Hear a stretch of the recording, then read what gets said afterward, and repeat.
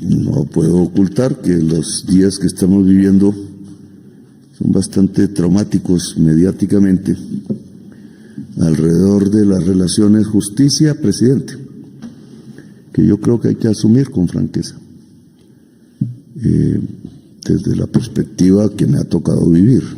Yo no soy abogado, estudié en el externado, que es una forma de estudiar derecho, a pesar de que no se entra a la carrera, y he pasado por décadas de lucha política desde la perspectiva de buscar un cambio para el país, que me parece absolutamente necesario, dadas las circunstancias de violencia, de desigualdad social y de degradación de la sociedad colombiana que hemos visto en las últimas décadas. Por eso me hicieron presidente. Y yo me debo a ese voto. No puedo retroceder en ello. Y eso obviamente implica tensiones, diferencias, así es la política. Y así es todo. La ciencia misma solo avanza a partir de la contradicción. El fluir de la vida solo se logra a partir del principio de contradicción. Y más en las cosas que tienen que ver con las discusiones públicas, sociales y políticas, que a veces marcan el signo de los cambios, a veces le corresponde a la ciencia hacerlo. En este momento de la vida humana es la ciencia la que está marcando los signos del cambio. Y por eso una serie de temas he querido ponerlas a la discusión pública que implican en realidad cambios de política profundos.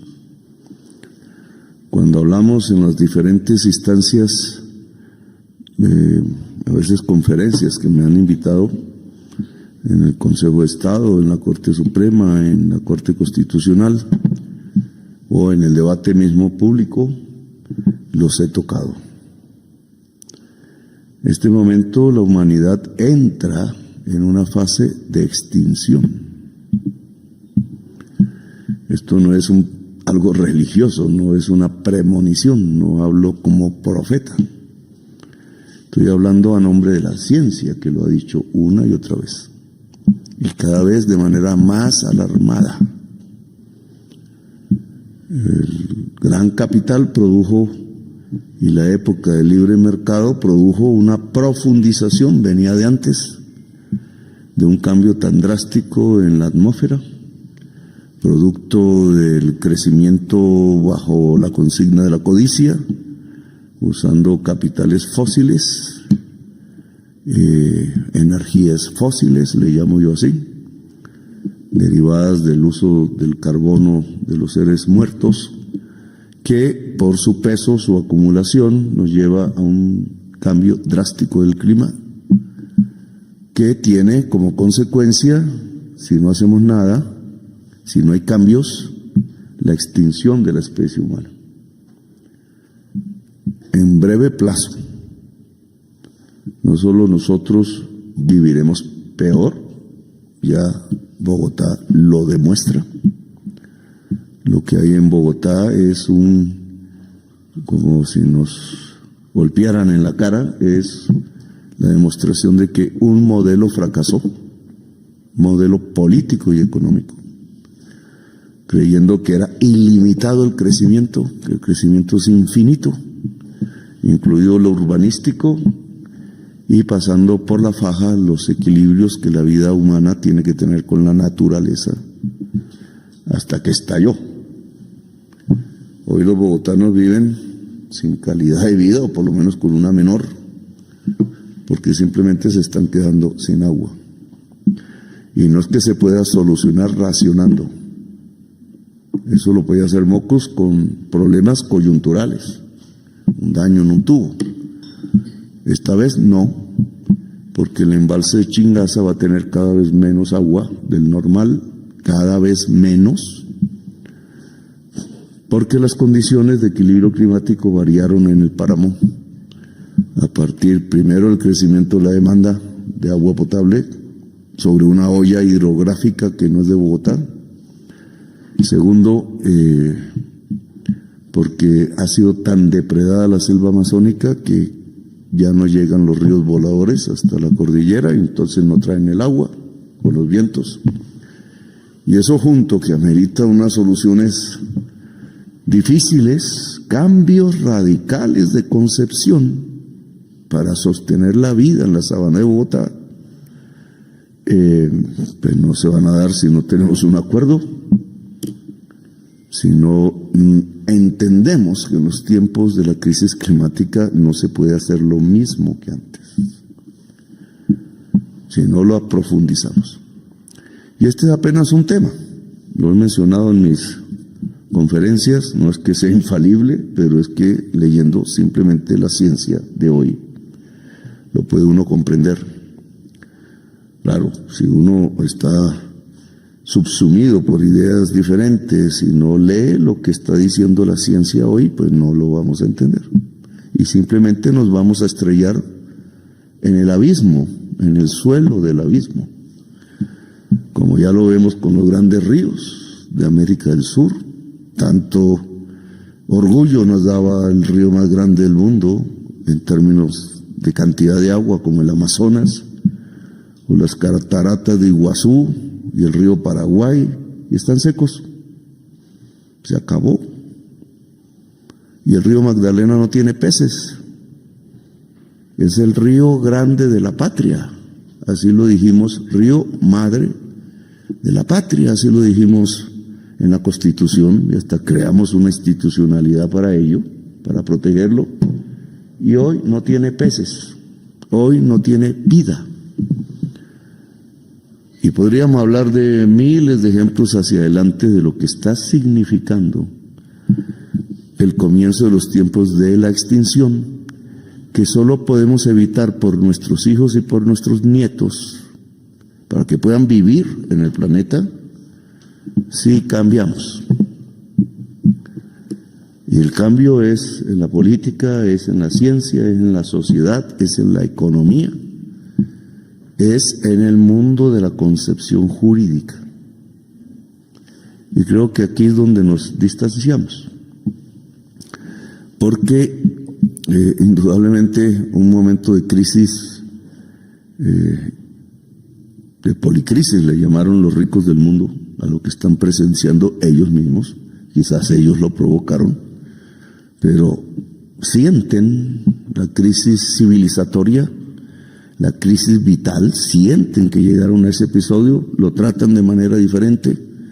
Algunos piden que se les cobre más impuestos, algunos piden que el sistema financiero mundial deje de financiar las exploraciones y explotaciones de carbón, petróleo y gas. Algunos sienten la necesidad del cambio, otros quisieran simplemente como el avestruz o como la película No mires arriba, seguir ganando pensando que la ganancia es ilimitada cuando llegó a su fin, a la insostenibilidad.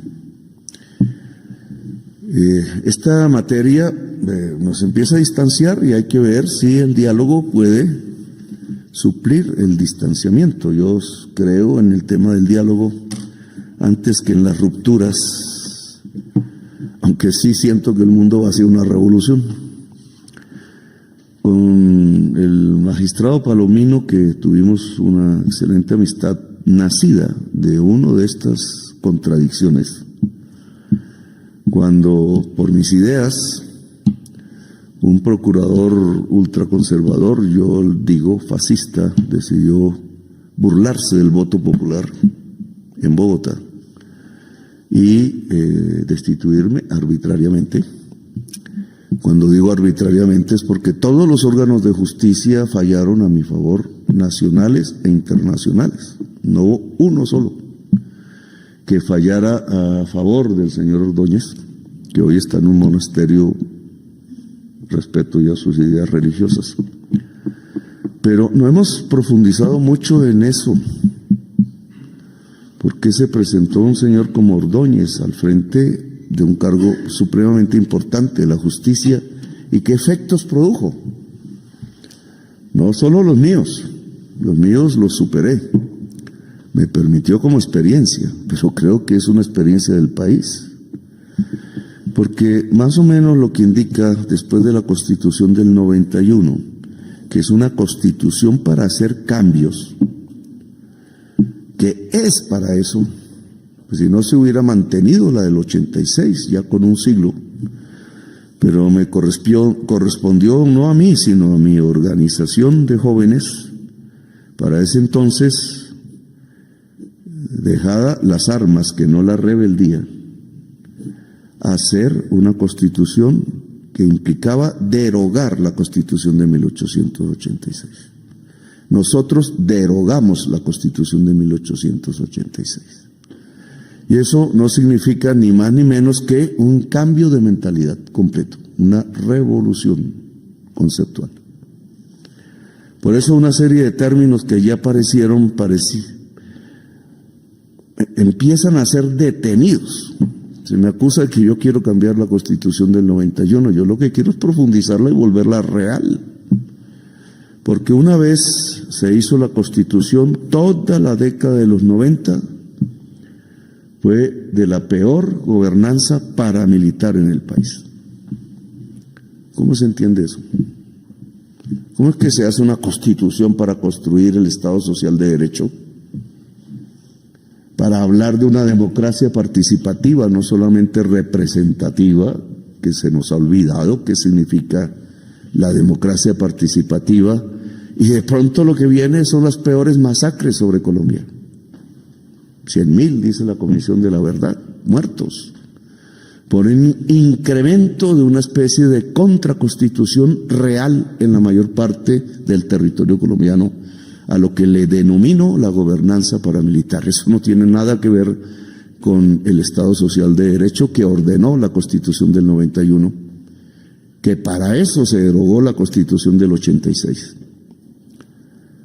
Hicimos un cambio de palabras, pero como viene a ser la realidad política en Colombia, muy colombiano eso, se deja que los cambios sean en las palabras, en los discursos y no en la realidad. En la realidad hubo todo lo contrario, una alianza del poder político local con el narcotráfico vuelto ejército rural para controlar dictatorialmente la población colombiana y controlarla a partir del terror, del miedo, de lo contrario a la libertad, de lo contrario a la democracia, de lo contrario a la Constitución del 91. Y no fuimos nosotros los que ya pudimos detener eso. Habrá quien diga que ayudamos a propiciarlo.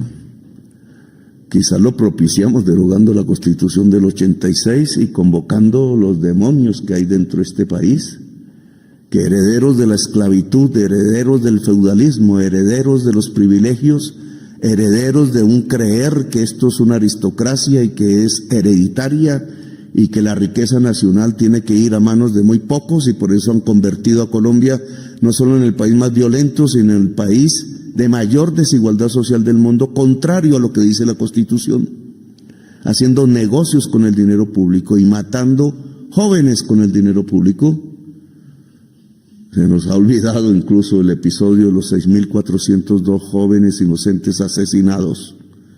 ¿Qué peor crimen contra la humanidad en las últimas décadas se ha cometido en América?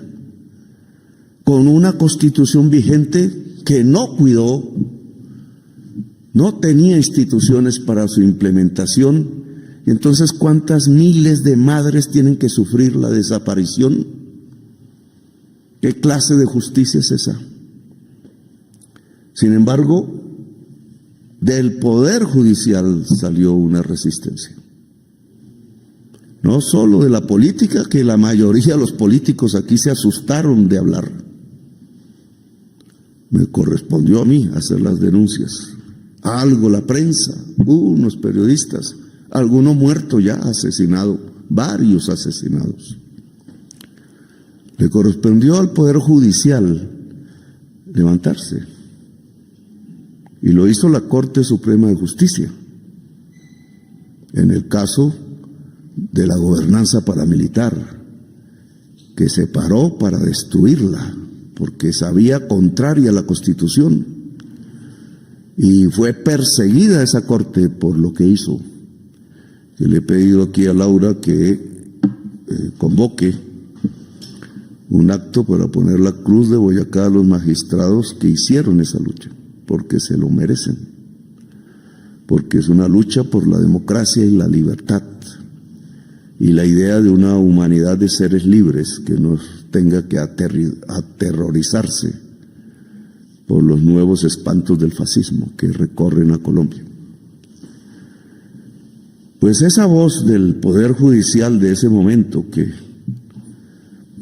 yo quiero enaltecer fue silenciada. Fue silenciada por una contraconstitución. Los magistrados se fueron y lo que vino fue el cartel de la toga. Lo que vino fue cómo acabar los procesos de investigación sobre la gobernanza paramilitar, porque ya tocaban los verdaderos hombres, que no mujeres, del poder. Se detuvo en los políticos costeños la mayoría. Los políticos son desechables, ellos ya lo han aprendido, son comprables, muchos. Están un tiempo que les dejan hacer algunas leyes que presiona el poder para que no sean leyes a favor del pueblo, sino a favor de núcleos, de carteles, de la contratación y de grupos privilegiados, como ha pasado con la salud, como ha pasado con las pensiones, como ha pasado con las reformas agrarias, como ha pasado con todo lo que signifique justicia social en Colombia, anulada en las leyes, a pesar de que la Constitución de Colombia lo ordena. Pues bien, se silenció ese faro de poder judicial. Fue el cartel de la toga lo que siguió y fue la politización de la justicia. Néstor Humberto Martínez, siguiendo a Ordóñez. Ordóñez realmente fracasó en el intento. Néstor Humberto Martínez triunfó. Y su grupo político, que utiliza espacios de poder para manipular la justicia. La Corte Arbitral, por ejemplo, que ya no usa el clientelismo judicial abierto y explícito, sino que busca las ansias y el deseo de cualquier persona del derecho de vivir bien, con unos grandes emolumentos que salen de los tribunales privados de justicia. Yo detuve, por sugerencia del magistrado Milton, un intento de privatización aún mayor de la justicia con el tema de la DIAN, pero fíjense cómo estamos ya de ahorcados financieramente en el presupuesto nacional, que no es culpa solo de eso. ¿Por qué? Porque una persona que en realidad es un revolucionario y que debería ser muy coherente con lo que ordena la Constitución del 91, no es bien visto por los poderes del privilegio y los que aún consideran que en tiempos de extinción de la humanidad se puede hacer lo mismo que antes. Que sería terriblemente irresponsable, porque es condenar a nuestros hijos y nietos al desastre vital. Y yo creo que cualquier persona racional no puede permitirlo. Y entonces no solo tuve el problema de Ordóñez, sino que me siguió la persecución política de Néstor Humberto Martínez. Y la idea que tengo en mi interior de que ellos han ganado parcialmente, a menos que sepamos hacer una revolución en nuestras mentes. Porque lo que consideran entonces es que el Poder Judicial debe pertenecer a un grupo político. Yo me he acostumbrado a veces a que la gente como yo no son magistrados, que muy escasamente llega uno u otra, y que se vuelven brillantes como juristas, pero que ese mundo no es nuestro, porque se sigue dividiendo entre liberales y conservadores como la sociedad de hoy fuese así, y no es así. Los jóvenes no se sienten ni liberales ni conservadores, sienten que hay un problema que sobreviene y que tienen que actuar los campesinos lo mismo, el pueblo trabajador lo mismo, si lo tienen como esclavo. Y miren cómo se ha desatado una discusión por una reforma laboral que lo único que plantea es que si vas a trabajar después de las 6, te paguen un poco más.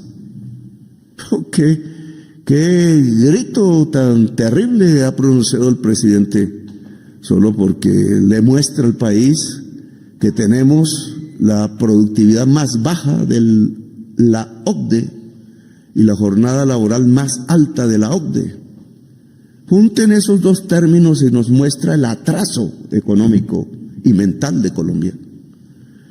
De unas élites que no pueden entender que es con la justicia social que se desarrolla un país, que es con la justicia social como nos equilibramos con la naturaleza y con la vida.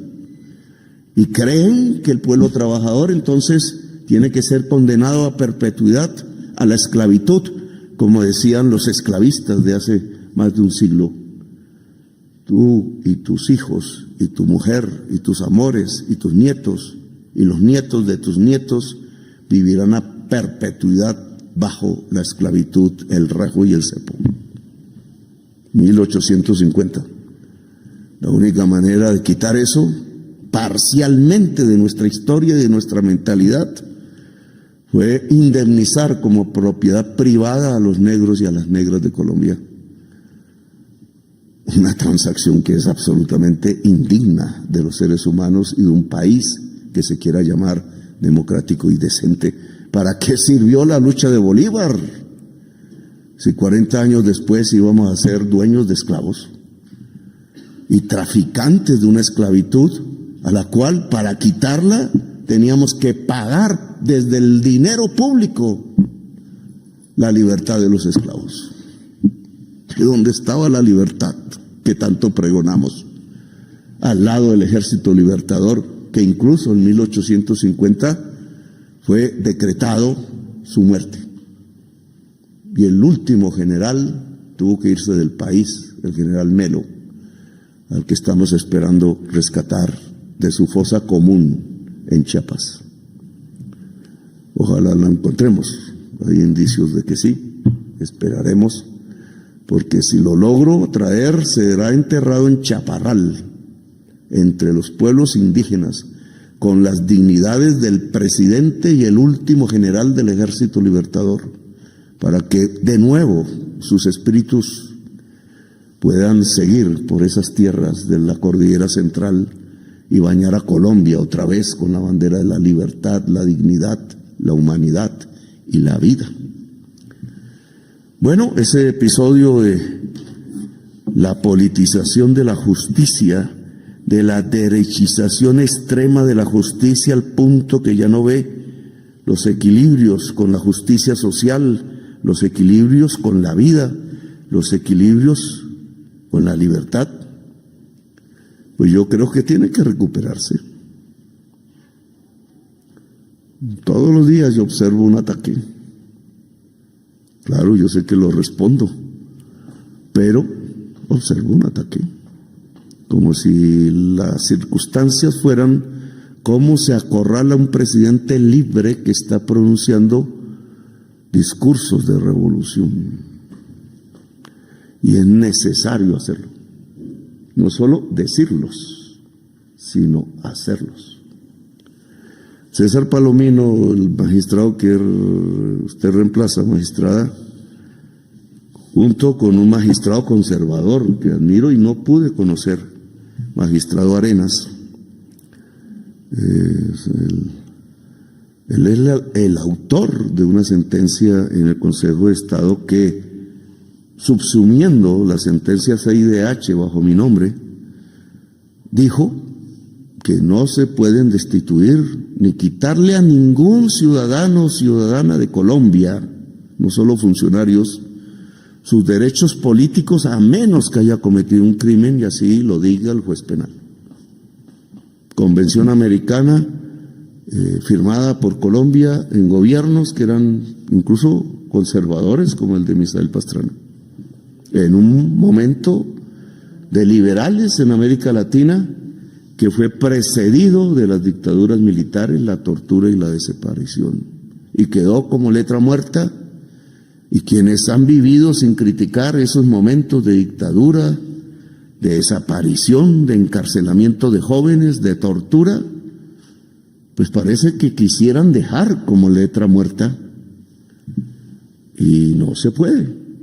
La Comisión Americana tiene que ser enriquecida con más libertades, no solo las individuales, sino los derechos de la naturaleza, que es un nuevo concepto que hay que refundar, con los derechos de las mujeres, con los derechos de la justicia social y los colectivos de gentes vulneradas permanentemente, aún incluso por este gobierno que no se atreve a poner de viceministro de la diversidad en el Ministerio de la Igualdad, que fue censurado judicialmente.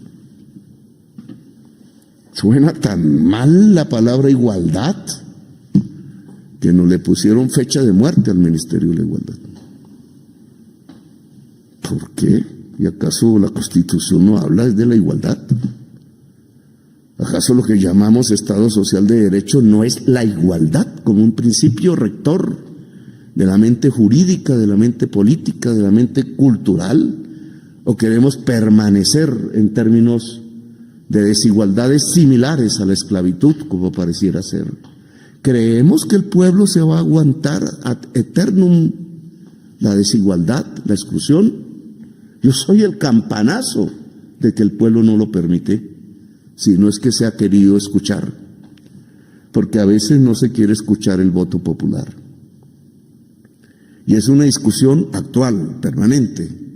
México, no sé si equivocado o no, lo ha sentido tanto que ya lo propuso, la elección popular de jueces.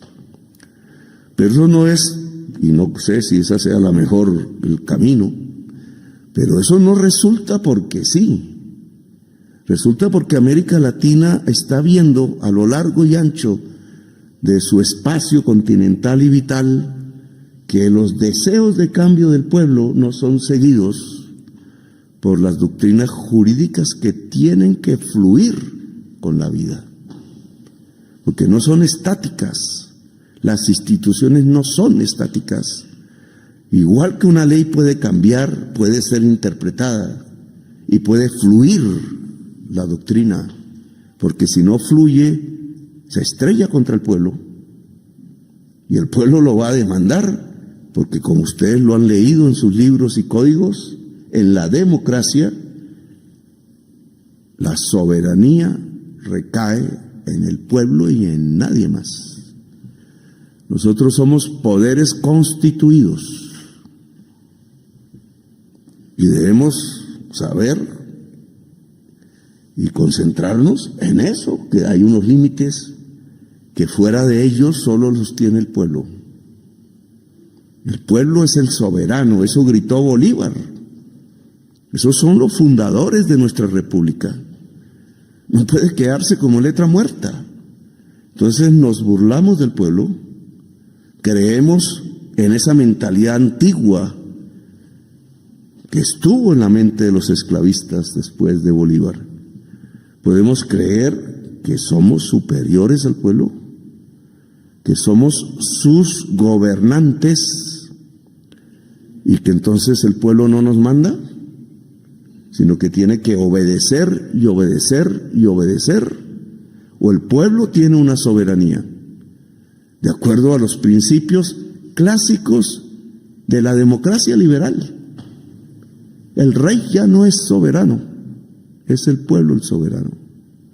Y creo que todas las instituciones de Colombia deben entenderlo, deben cada vez hacer más claro que el único que tiene el poder en Colombia es el pueblo, y que todo servidor público lo que tiene que hacer es entregarle al poder al pueblo. Me acusan de que por qué hice la denuncia de Pegasus, porque Pegasus lo compraron. Eso lo dice un documento, ni más ni menos que la Oficina de Lavados de Activos de Israel. Y eso lo tiene la Fiscalía. ¿Quién más va a tenerlo? Es la que tiene que investigar ¿Cómo se hizo para traer un software que es veneno para los derechos humanos y que está por ahí si es que no han recobrado la licencia y que se usó en los tiempos del estallido social? Acostumbrados a matar jóvenes fusilados en pleno siglo XXI con dinero público, ¿cómo no iban a estar acostumbrados a interferir y seguir sus comunicaciones que no podían entender porque la juventud habla en otros lenguajes culturales a lo de los viejos que gobiernan desde aquí? Tuvieron que hacer todo eso. Y entonces la ley de inteligencia dice que cuando se encuentra en peligro los derechos humanos de la ciudadanía, el presidente tiene el derecho legal de desclasificar, y se me quiere perseguir por esa libertad y ese derecho, porque suena mal que un gobierno quebró las leyes todas para traer un software que es un veneno para los derechos humanos. Yo no sé cuántos serán amigos de ese gobierno, yo no lo soy, porque uno no puede ser amigo, cualquiera que sea su ideología, de quebrar los derechos humanos de la sociedad. Y por eso hay que ver entonces hacia dónde vamos, hacia perpetuar los gobiernos que asesinan la juventud de Colombia, en contra de la Constitución, porque en qué versículo, artículo, parágrafo la Constitución permite asesinar jóvenes. ¿En cuál? Si ni siquiera ni lo decía la Constitución del 86, eso solo es invención de Hitler. Y nuestra Constitución no proclama a Hitler como el espíritu de este país, ni de su cultura, ni de su política. Entonces, yo creo que tenemos que encontrarnos, magistrada, no lo digo por usted, sino por las circunstancias que cada vez llegan. Presidente al que le quitan el fuero presidencial solo porque es de izquierda. Entonces, ¿qué democracia hablan? ¿De qué paz hablamos? Solo puede tener fuero presidencial el que esgrime las ideas de Hitler, o el que esgrime las ideas progresistas puede tener iguales derechos. ¿Hacia dónde vamos? ¿Queremos desatar la violencia en Colombia de nuevo? Como cuando desde los púlpitos se decía que había que matar a sangre y fuego los liberales, porque eran liberales y por tanto enemigos de Dios. ¿O estamos en una democracia laica donde se permite el libre pensar, la libre expresión, la libre crítica al que se le quiere negar al presidente? ¿Que no hemos tenido un establecimiento mafioso? La Corte Suprema de Justicia que vamos a condecorar lo demostró, con pruebas, con condenas, con confesiones dentro de los procesos. Claro que ha habido un establecimiento mafioso y claro que ha tenido su gente paga para comunicar su poder. No estoy diciendo ninguna mentira. Y esas personas pagas incluso han confesado. Entonces el presidente de la República no puede decir la verdad. Es con verdades que aquí podemos cambiar la historia. No es mintiéndonos, como ha sido casi la tradición política de Colombia, mentir, decir una cosa y hacer otra. No ser francos. La única manera de dialogar es con franqueza, y con las cartas sobre la mesa. Y dialogar, sí que creo, es la solución de Colombia. Lo he propuesto con todos, hasta con quienes han ordenado mi asesinato. Porque si no, olvidamos la tesis de Gandhi y quedamos todos ciegos en una masacre completa de la sociedad colombiana, matándose a sí misma durante décadas. Y ese círculo hay que variarlo.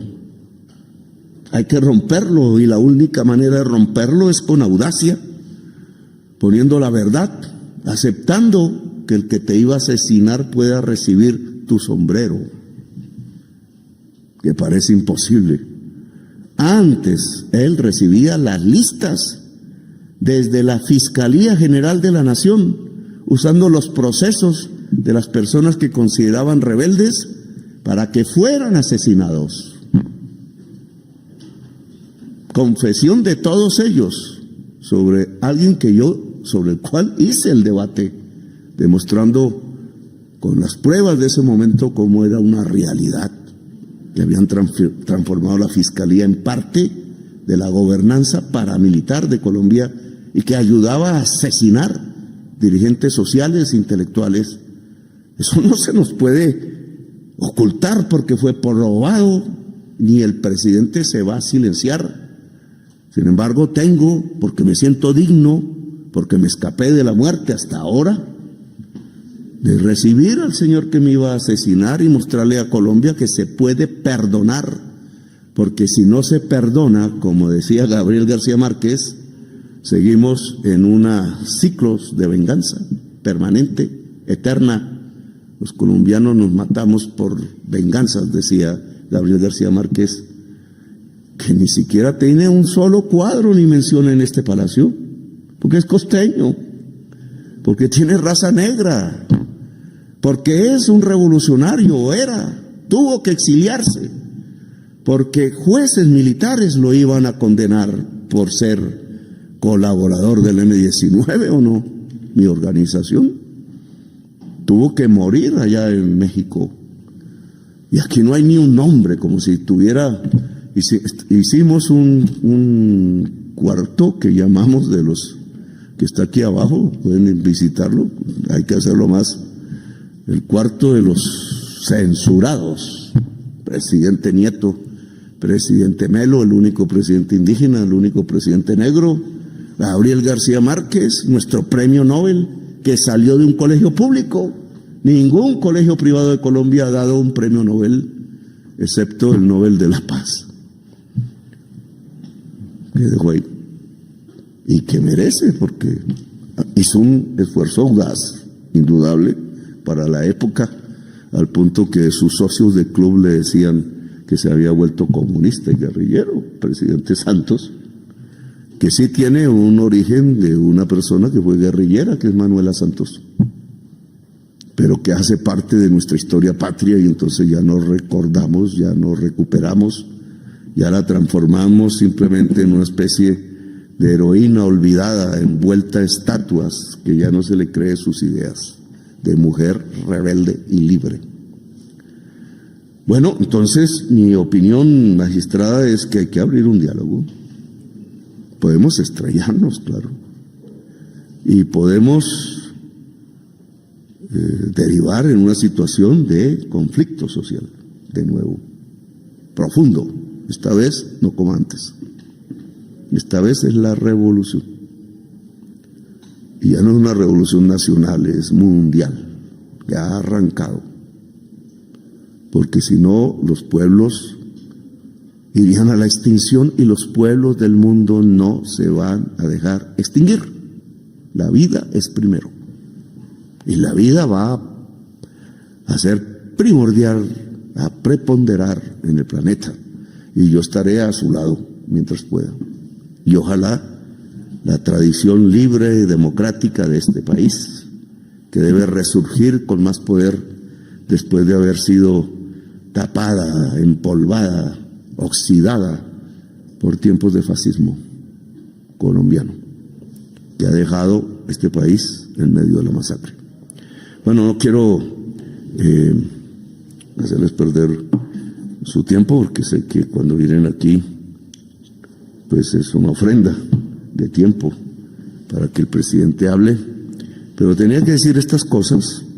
Lo que propongo, magistrada, es que se abra el diálogo entre el Poder Judicial y los cambios de Colombia, y que podamos, como el ministro del Interior viene pregonando, hacia un acuerdo nacional que, claro, tiene que implicar cambios de leyes, quizás normas constitucionales, pero que sobre todo tiene que implicar un cambio de mentalidades para poder hacer fluir instituciones hacia el cambio que está demandando Colombia con urgencia y que es imprescindible, es un imperativo categórico a lo can.